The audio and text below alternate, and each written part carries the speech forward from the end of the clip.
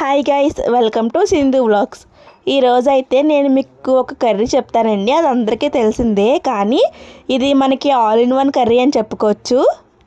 Chapati, rice, bagara rice, biryani, veg biryani, వీటన్నిటికి ఇది best combination అండి. బంగాళదుంప మిల్ మేకర్ కర్రీ అండి. కుక్కర్లో చాలా ఈజీగా చేసేసుకోవచ్చు.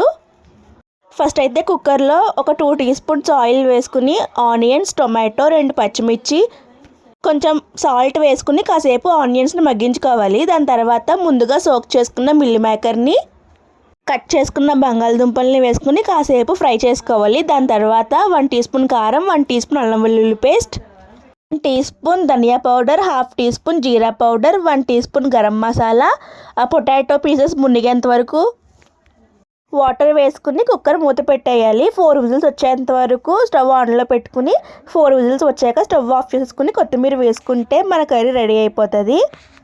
Please subscribe guys.